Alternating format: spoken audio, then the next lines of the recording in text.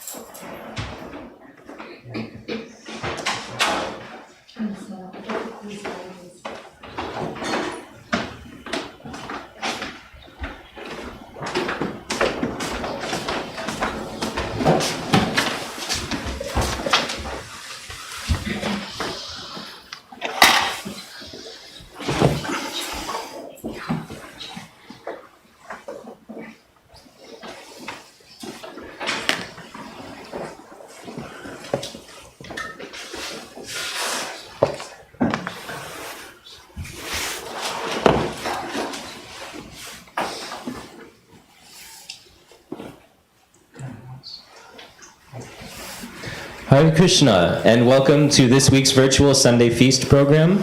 On behalf of ISKCON Chicago and ISKCON Naperville, we're doing a combined Sunday Feast, and this is also the culmination of a virtual winter retreat titled Gratitude During Difficult Times. Before moving on to the final portion of this weekend program, just a quick announcement. On behalf of ISKCON Naperville, there is a special New Year event where there is a Harinam Mahayagya.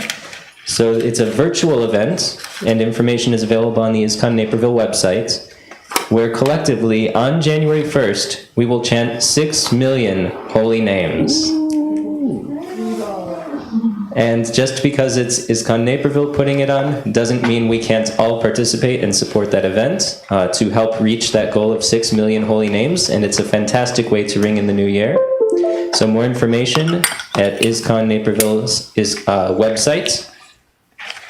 Finally, I'll turn it over to His Holiness Romapada Swami, who's going to be completing this weekend event titled Today's Challenging Times, maintaining gratitude. Now, if we have kirtan, how do they participate? Just auditory, they can't really respond.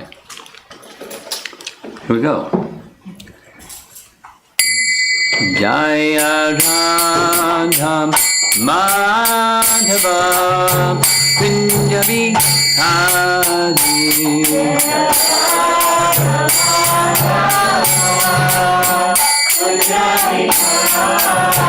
Jaya Radha Madhava Kunjabi Adi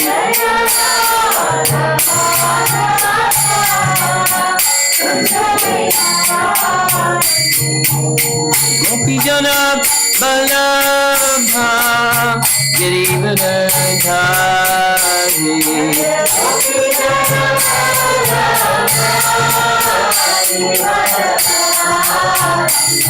Gopi Jana Balabha Girivadhari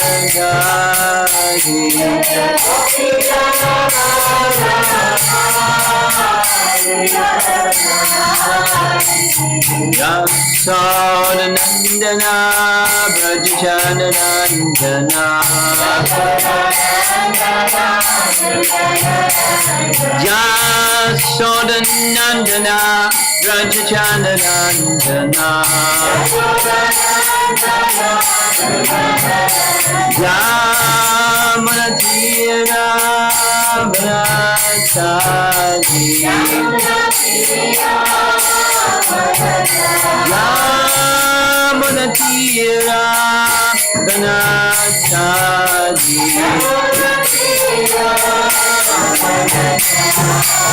Jaya Radha Madhava Kunjabihari Jaya Radha Madhava Kunjabihari Jaya Radha Madhava Kunjabihari Madhava Kunjabihari Gopi Jana Vallabha Girivadhari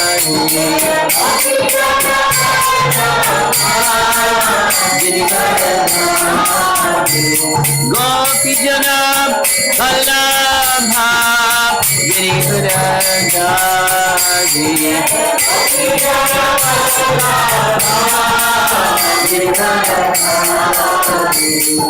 Jasoda Nandana Brajachana Nandana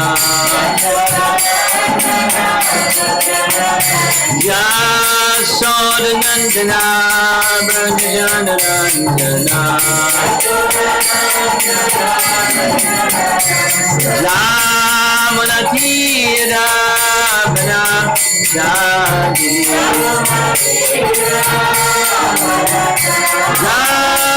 Jamana Tira Brajachadi Jaya Radha Madhava Kunjabihari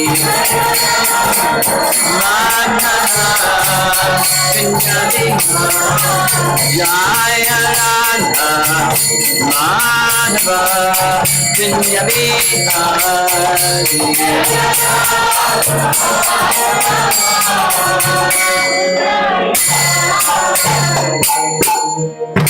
Jai Om Vishnupad Paramahamsa Hari Vajracharya Astatara Sattasi Srimad His Divine Grace A.C. Bhaktivedanta Swami Srila Prabhupada Ki Gaura Premanandi.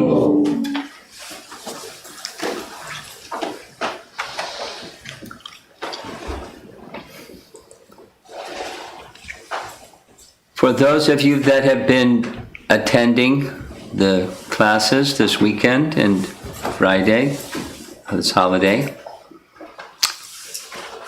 you've gotten a very broad, comprehensive look at gratitude, and specifically gratitude when there's difficult circumstances. That's You have to be a little transcendental to feel gratitude when there's difficult circumstances.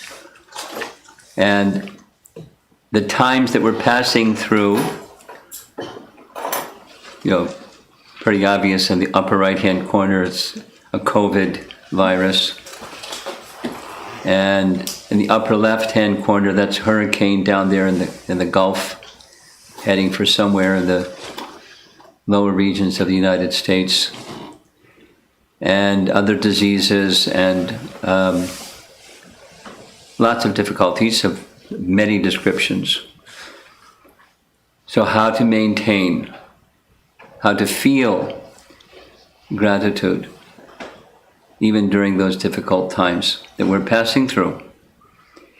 Here's a dictionary definition, conventional sense of gratitude. Readiness to show appreciation for and to return kindness. So you receive and you extend. Kindness has been given to you of one kind or another. And from your side, there's an eagerness, a gratitude, a feeling to show and return kindness that's been given to you. That's a conventional sense. Now here's a scriptural sense. Shastra Praman. Krita is the key word here. That's what one receives, krita. And gratitude is krita gya. Gya syllable means to know that you have received krita, or a favor. It's something you feel and something you do from that feeling. Now this definition comes from Rupa Goswami's writing. This is the translation. I'll show you the Sanskrit in a moment. A grateful person is one who acknowledges others who have done service. That's his definition, Rupa Goswami. It's a definition describing one of Krishna's qualities. Those of you that like to read Prabhupada's books, you know that in Nectar Devotion there's description, a list and description of each of Krishna's qualities. It's drawn from Bhakti Rasamrita Sindhu. And grateful is one of Krishna's qualities. There's a spiritual grateful. And this is the definition in Sanskrit. Kritagya syad abhigyosya krita sevadi karmanam. Grateful person is one who acknowledges others who have done service. We heard already, but remind you, the example that Rupa Goswami gives of Krishna's quality of gratitude is what he feels long after Draupadi called very feelingly and very loudly Krishna's name, Govinda. Even he was far away. And for her calling his name, that's a service. Krishna's feeling rin, or indebted, grateful to her, and wants to repay her even today, and it's ever growing.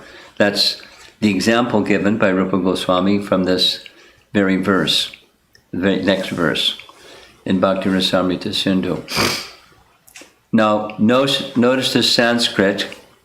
It's krita gya, that's grateful, and krita gna is the opposite, ungrateful. Gna means to kill or destroy. So that which has been given to one and one doesn't acknowledge it at the heart level or at the speech level or behavior level or any level,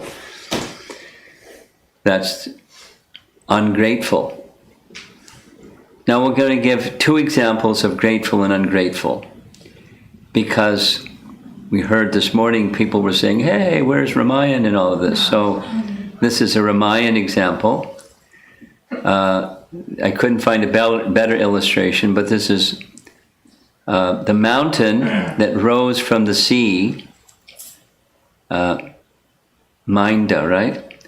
That rose from the sea when Hanuman was crossing the sea, and Minda wanted to render some service. And the explanation given by Minda was, one of your ancestors, one of Ram's ancestors, King Sarga, expanded the boundaries of the ocean, and thus I am the deity within the ocean, and I want to repay that service that Ram did, and now is my opportunity because you're on a mission of service to Ram. So let me serve you who are on a mission to serve Ram, because Ram did something for us, the sea. There you see the Sanskrit. The key is Sanatan Dharma. Sanatan Dharma is Krite cha prati kartavyam esha. Or one should acknowledge a favor and try to pay it back. This is Sanatan Dharma.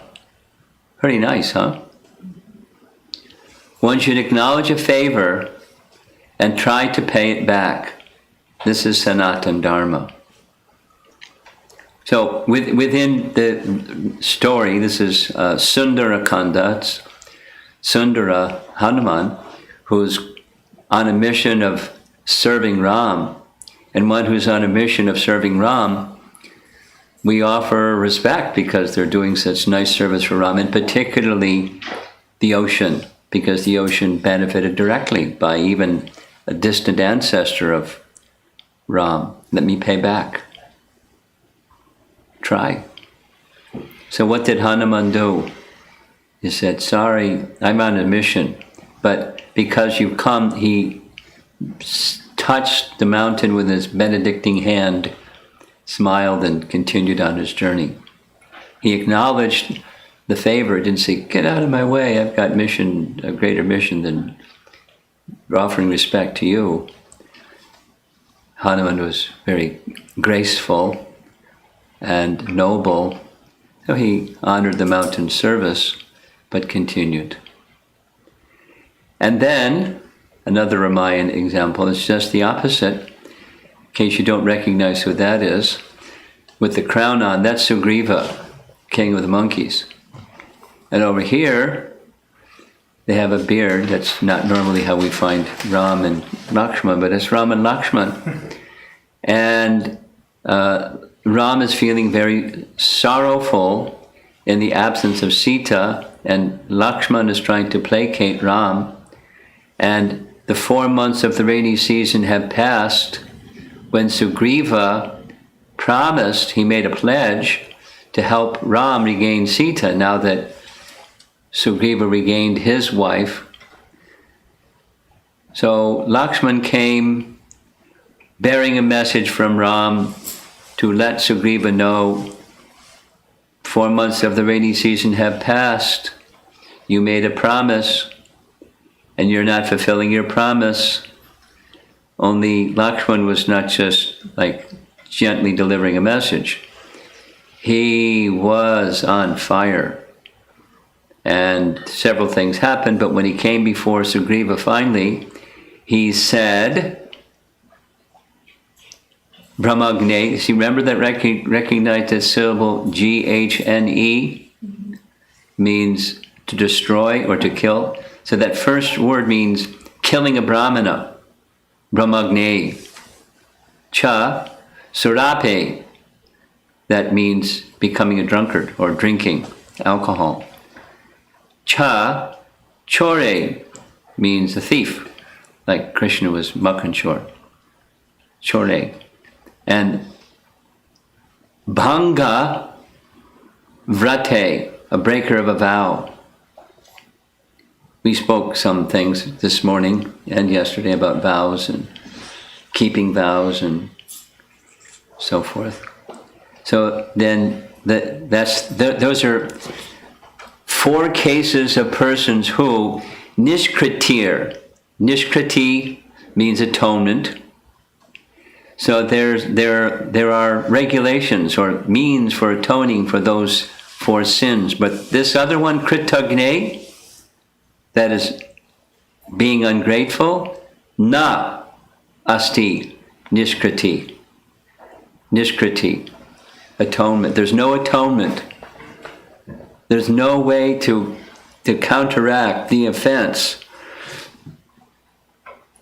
of lacking in gratitude, being ungrateful.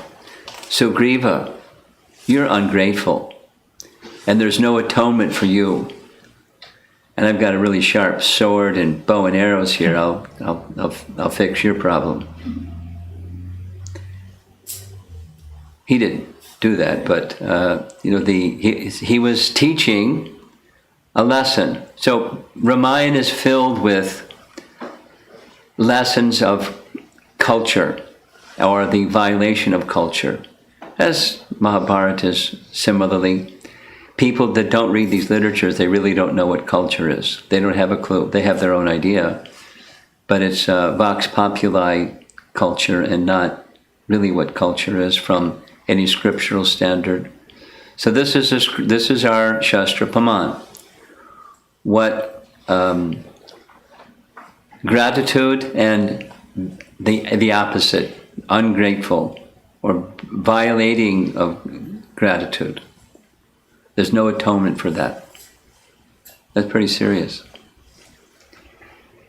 Here's some general statement that Prabhupada made about gratitude. Gratitude is to see beyond the immediate circumstances that come upon us. Now, the scene, the picture here is a sunset, and it's really beautiful.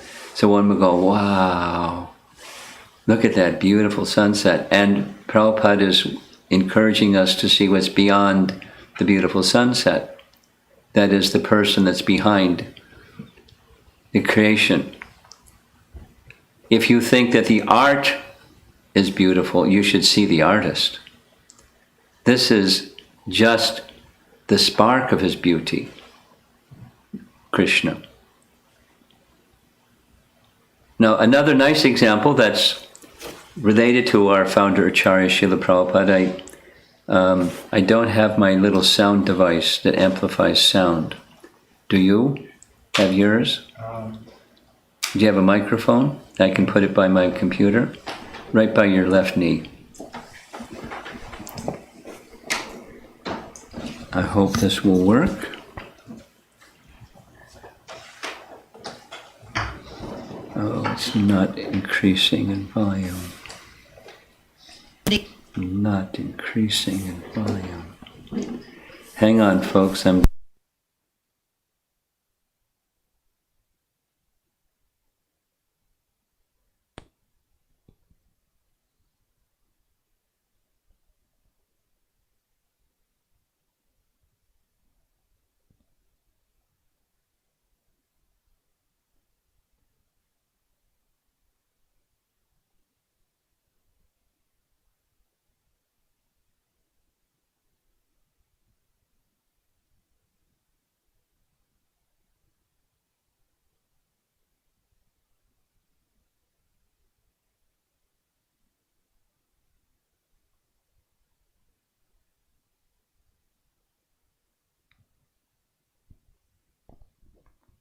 This going on activities, and by the grace of Krishna,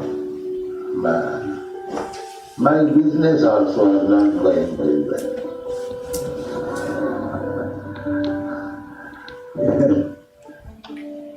Krishna says, the Sahon Vidyudani Vrisetam Dhanamsa. If somebody wants to be actually devotee of Krishna, at the same time keeps his material attachment, then Krishna's business is he takes away everything material so that same person he becomes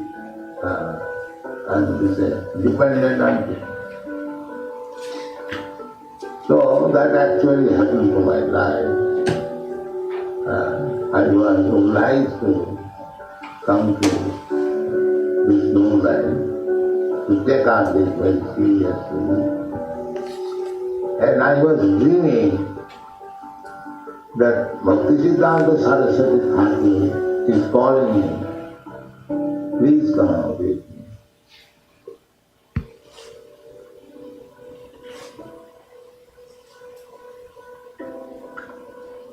So I was sometimes horrified. What is this? I have to give up my family life. Bhaktisiddhanta Saraswati Thakur is calling me. I have to take some gas. Oh, I was horrified. But I saw several times calling. Anyway, it is by His grace I was forced to give up my family life, my so-called business life. And He brought me somewhere or other in preaching His gospel. So, don't you remember those days? What He deserved. I am trying little bit, and you are all helping me. So I have to thank you more. You are actually representative of my Maharaj.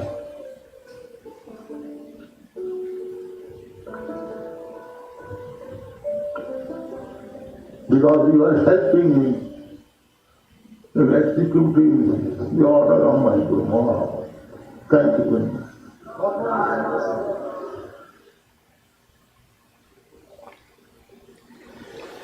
That was Prabhupada speaking on the occasion of the disappearance day of Bhaktisiddhanta. And if my memory is right, I remember hearing this lecture long ago. It was from Seattle. A very powerful message. By time and space separated from Bhaktisiddhanta, but not by heart and consciousness separated from Bhaktisiddhanta. And feeling very grateful.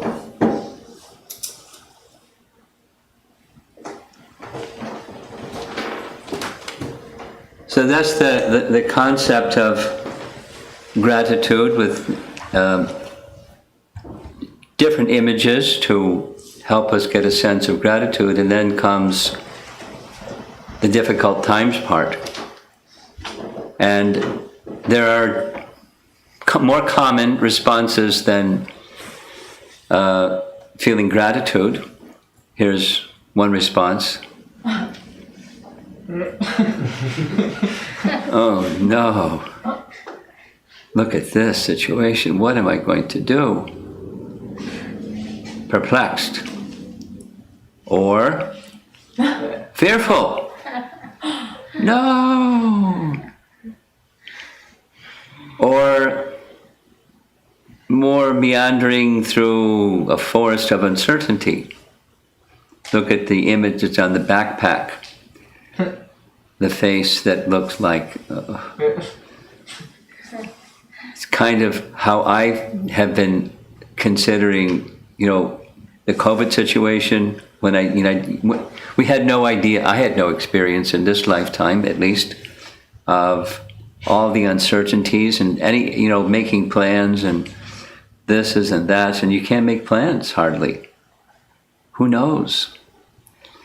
There's so much uncertainty surrounding almost anything, except certainty that there's going to be uncertainty. And that's difficult to handle, because we're used to at least some semblance of certainty. And it leads to negative emotions, commonly. Anxiety disorders are spiking in the course of the COVID times and our times in general. It's been a very turbulent year, I think worldwide, certainly in America. And from a scriptural point of view, the very nature of the place in which we live, it's like that, sometimes more, sometimes less. But according to Bhagavad Gita, dukkhalayam shashvatam, that's the nature of the place. It's a place that's dukkha, it's a place of misery, and ashashvatam. It's all temporary. By design, that's the nature of the place.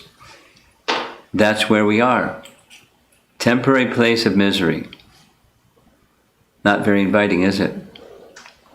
And then add to that the teaching of the Bhagavatam, padam yadvipadam natesham. There's calamity, vipadam, calamity, step by step. That's the nature of the place.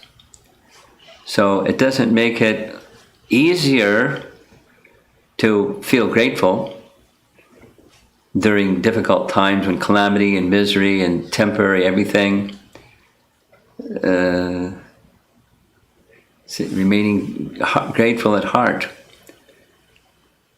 So something that helps, or in the absence of this, not understanding what the greatest of all misfortunes is, we'll never find our way out of this situation. According to the Srimad Bhagavatam, Canto 11, Chapter 2, the greatest misfortune is when the living entity thus turns away from the Supreme Lord. He also forgets his own constitutional position as a servant of the Lord. This bewildering, fearful condition is effected by the potency for illusion called Maya. Interesting drawing, huh? Going on a little journey in a boat to some place that looks pretty nice, and on the other side there's the dark of night and the scepter of death. So where is this journey taking us? No certainty. Very fearful condition. And watch the image, because a man's face is going to appear. It's perplexing. Now, thoughtful persons, and we're addressing all of you because you're thoughtful persons. Otherwise, on Sunday afternoon, you'd be off doing something else besides what you're doing right now. You're thoughtful persons. This greatest misfortune can be checked. And something that we've been discussing, not during specifically during this weekend or holiday winter retreat, but the verses from Brahma's prayers. We've been speaking about it, those of you that have been attending some of the classes, but Namanta Eva. Namanta Eva. Eva in this case is being translated by Prabhupada as certainly or simply, and Namanta. So offering our obeisances. Now the offering obeisances specific to Brahma's prayers is to the topics of Krishna, as they are heard from Krishna, like Bhagavad Gita, or from Krishna's devotees, like Srimad Bhagavatam. Namanta Eva. Dedication, giving of oneself in the spiritual sense of self, Namanta Eva, to these topics. Nice image. This is Brahma, the original personality of the universe, the head of our sampradaya, the creator of the universe, the most intelligent person in the universe, coming before Krishna in Vrindavan, recognizing Krishna's supremacy. In so many nice prayers, he's indicating very clearly this little 5-year-old boy, looking at least 5-year-old boy, in his pastime stage, is the cause of all causes, the source of everything that exists. So he's offering prayers of how to get beyond, how to have a grateful heart, even when there's circumstances that are, as we just described, filled with misery, temporary, by their very nature miserable, And, it's not, a prison house is not designed to be comfortable. That's not why it's there. It's not its purpose. So there is discomfort here. And it's course correction or heart correction. And how to make that heart correction, this is a very celebrated verse. Those of us in the room, we can say the verse together. Jnane prayasam udapasya namanta eva jivanti sanmukharitam bhavadiya vartam stane statakshuti gatam tanavan manobhir ye prayaso jitajito pyasi traistrilokyam.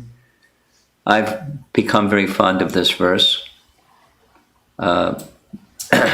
Lord Chaitanya was fond of this verse, and by speaking about it and meditating on it again and again, I've become more and more fond of it. That's where this namanta eva phrase comes. You see at the end of the first line. We'll go through the Sanskrit and then I'll go through the translation. Notice it's color-coded, so when you see the translation, you'll see the color coding also. The first part, Jnane Prayasa Udapasya. Prayasa means to endeavor, and to endeavor to understand the perplexities and complexities of life and what's on the other side of it. By speculative knowledge, jnana is to be udapasya, to be cast far away. That's the first part. That's the do not. Don't cling to your speculative capacities, trying to understand what's what. Instead, namanta eva. Namanta, offering one's respects simply. Namanta eva. And respects to what? To bhavadiya vartam, to topics in relation to Krishna. San mukharitam, those which are heard from Krishna's devotees or heard from Krishna. So the namanta eva is to the topics of Krishna. And similarly, the shruti gatam, it's that which shruti is that which one has heard, or heard from scripture, or heard from proper authorities, Krishna or Krishna's representative. And the dedication to those topics is tanu, that's the body, van or vak, that's speech, and mana, mind. The dedication, namanta eva, to these topics, or in the yellow letters there is jivanti. Just live, abide by, dedicate oneself to these topics. So here we are in this perplexing, temporary, by design, uncomfortable, miserable place. We're in a prison house, and it's not nice. We want to make it nice, but it's, whatever you do, it doesn't become what nice really is. So what do? How do you feel grateful for being in that situation? By developing a higher consciousness in this human form of life. That's the mission of the human form of life, not making an uncomfortable place comfortable, but making the consciousness of the soul that's in this human form of life transcendental, namanta eva, by topics in relation to Krishna. Dedication to those topics. And yay, prayasa, there's this word prayasa again. And that's by making endeavor. One that Krishna, who is unconquerable, becomes conquered. It's not like we want to conquer Krishna, but he becomes so moved by one who has dedicated themselves in that way, then you enter into the transcendental position. If you just remember, for the third time or fourth time, how Krishna felt when Draupadi in great distress, called out very feelingly and very loudly to Krishna, who was in a distant place. He was in Dwarka, and she was in Hastinapur. And her calling, Krishna heard. So it wasn't like she had a PA system. She called with such feeling that Krishna heard, and Krishna came. And not only he came, not only he provided her sari, but long, long after, he's still feeling indebted to her. He's been conquered by her. She wasn't trying to conquer him. She was seeking his protection in a situation that was very distressful, abominable, and seeking his protection and shelter. That was her consciousness, and Krishna's consciousness was indebted to her. She's indebted to him. She rescued him. He rescued her. And he's indebted to her for calling, as she did. So here's the translation. Those who, even while remaining situated in their established social positions, that's this stane statak part, throw away the process of speculative knowledge and, with their body, words, and mind, tanuvan manobir, they offer all respects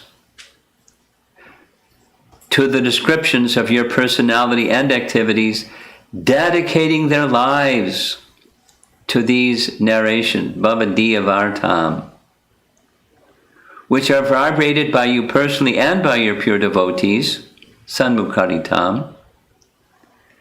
Certainly conquer your lordship, although you are otherwise unconquerable by anyone within the three worlds.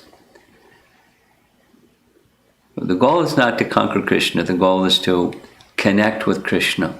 When one connects with Krishna in this manner, then transcendence and feelings of gratitude. How did Draupadi feel when Krishna appeared in the sky, invisible to everybody else, but provided unlimited sari and foiled the heinous behavior of Dushasana and the rest of the Kauravas? How did she feel? She probably felt really grateful. And more than grateful. And so and before that her life was dedicated. It wasn't only circumstance created and then later, okay, thanks a lot, see you later, Krishna. She was not like that. She was consistently dedicated. And those who are wishing to feel grateful in the midst of difficult times, it's not, it worked then, but that the same principle doesn't apply today. Well, that's a mistaken understanding. These are modern times, and modern times have their own complexities and challenges and so forth. The principle doesn't change through time. Principle doesn't change through time.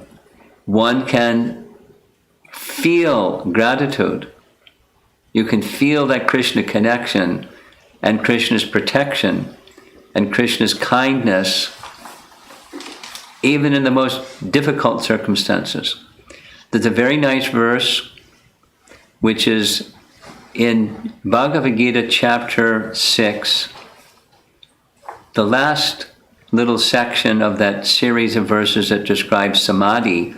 But when one is in that state of dedication of consciousness to Krishna, the miseries of material existence cease to exist. I mean, they're around you, they exist, but your experience of them ceases to exist. It's pretty amazing. Those of you that have Bhagavad Gitas, you can look it up. Chapter 6, description of samadhi, starting around verse 20 or so. Read the verse. It's in the very wonderful purport. When that sense of connection is there, then there's a spiritual joy.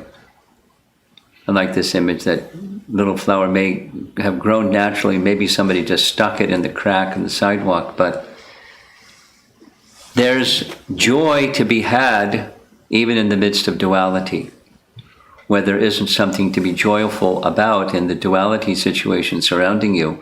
But joy is something that comes from within. Many verses in Bhagavad Gita speak about that joyfulness within. This is yoga.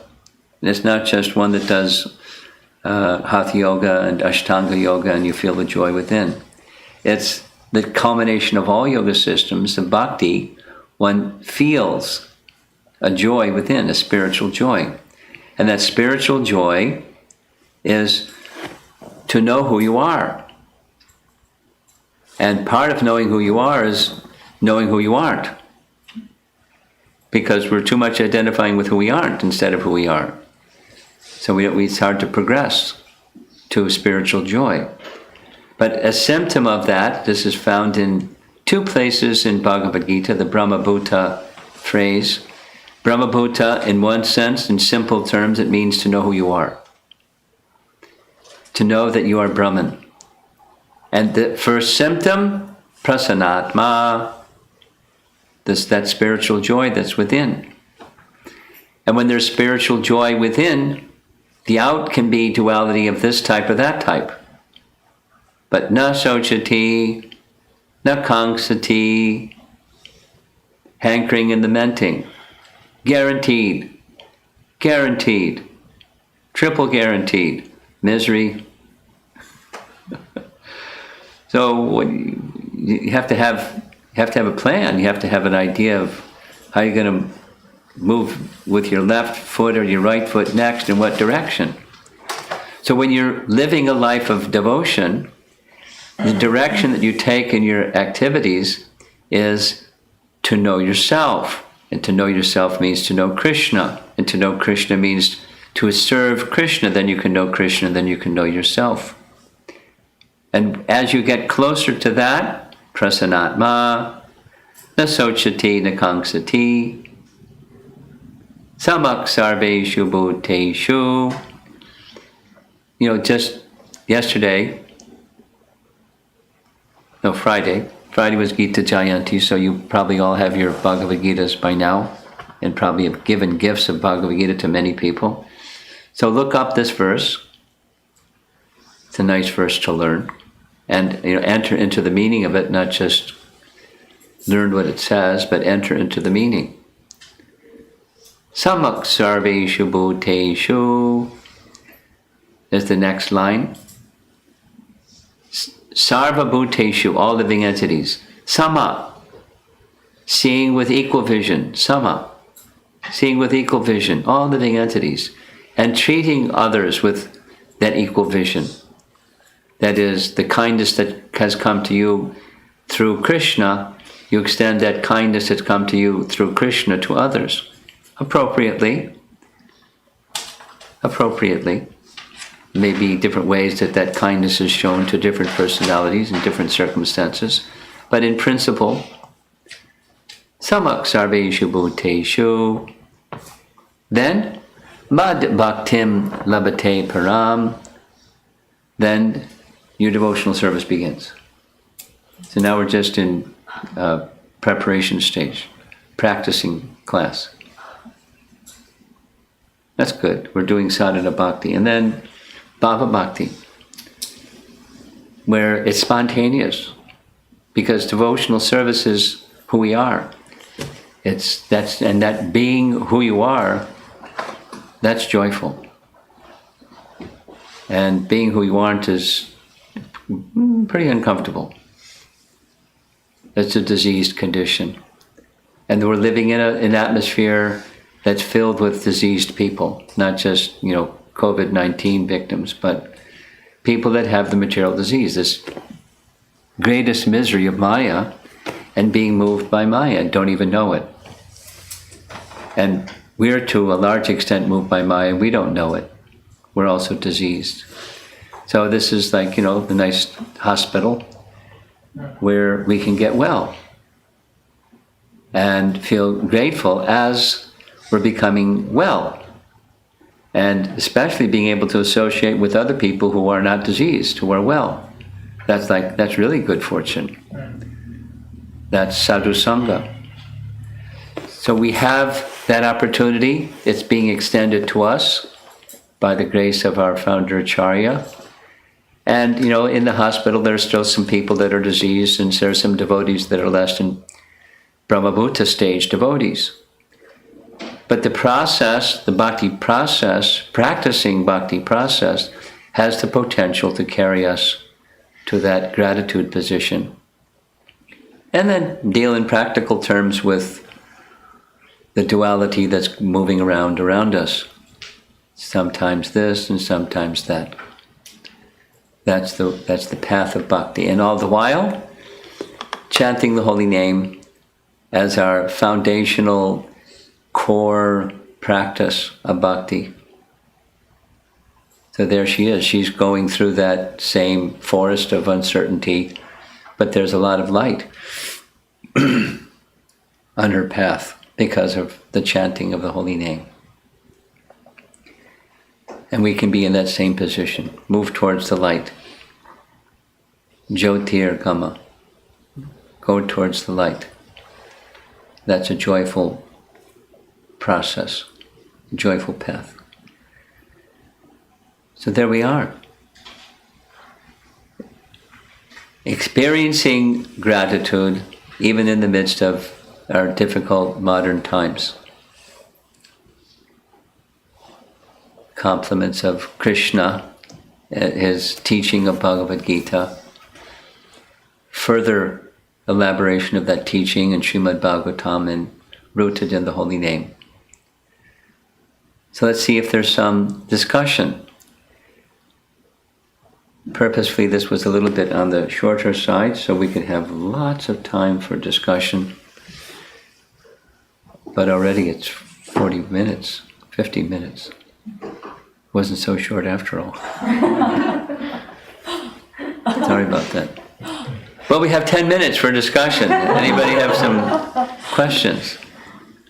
Let's do online, if there's online. Nothing? Okay. Anybody in the room?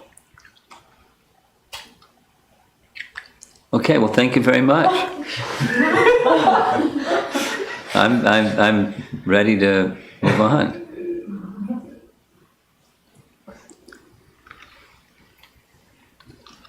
Okay, Srila Prabhupada ki jai.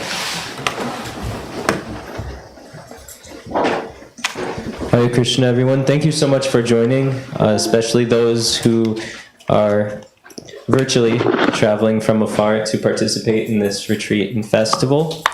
Just wanted to make a quick announcement on behalf of the entire organizing team, especially given the theme is gratitude in difficult times. I think that the fact that this retreat came together so well is also a testament of that. It's a difficult circumstance, and wanting to express gratitude to everybody involved. So starting with a big thank you to you, Maharaj, Shamsundar Prabhu, Deva Madhava Prabhu, and Radhakrishna Prabhu for sharing their time and association with us and leading us through thought-provoking discussions. We would not have a retreat without you all. And also thank yous to Rati Prabhu, Shri Rupa Mataji, Shatarupa Mataji, Shruti and Mukunda, Neela Madhava, and Bhagavan, and Shruti Mungara for their kirtans and interactive exercises. It really added a wonderful dimension to this retreat, utilizing your talents, your skills, and also your meditation to help us assimilate what we were hearing. And a huge thank you and shout out to Vamsi Dari Prabhu, who made this online retreat possible with his hours of research, high-tech equipment, on-the-fly troubleshooting. He made this experience possible, and it went extremely smoothly, and we're very grateful and indebted to you for your hard work. And also a big thank you to Kaumadi for all of her management from afar. She was the one pulling the strings and making things happen behind the scenes, making sure the Zoom pieces were working, recordings were started, taking care of all the concerns expressed by devotees, so really helping this event to function smoothly. Also to Sri Radhika Mataji and Yamuna Jivan Prabhu for opening up your home. especially so last minute. So during this time, she not only brought us all in to set up the broadcast, but fed us really tasty snacks to keep us happy and warm, and thoughtfully arranged her home. And she even postponed her husband's return from India to make sure this event ran smoothly. But he's returning tomorrow. Yes, Marge. But for our audience. Yes, he is returning. He's not permanently barred from his home. And also, thank you, a huge thank you to Sundari Radha Mataji for... And this one I'm improvising because she did not type this one out for me to read. But she did an amazing job making sure that everything ran smooth, and just observing, this is one of the retreats I've attended where the main organizer was not running around with their heads cut off. It was so smooth, so well organized, and so calm, and really that presence was felt, I think, with everybody that was assisting you in this service. So thank you for making this a wonderful experience that I'm sure we'll carry with us for many more days and hopefully years beyond this actual event. And then, most importantly, thank you everybody for participating in this retreat. It wouldn't be possible without your enthusiastic participation, your feedback, your questions, enriching the discussion. And it's really wonderful that we can all get together, even virtually, to explore this topic of gratitude in difficult times. So lots of thank yous around for a fantastic experience. Hare Krishna. Thanks for MC. Yeah, thank you to our MC as well.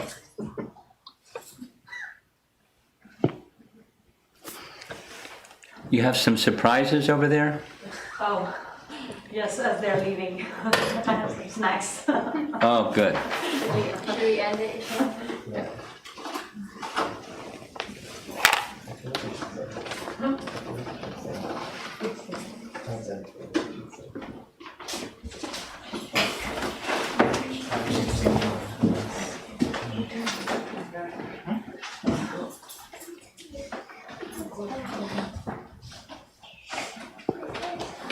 Thank you, Prabhus. Thank you very much. Thank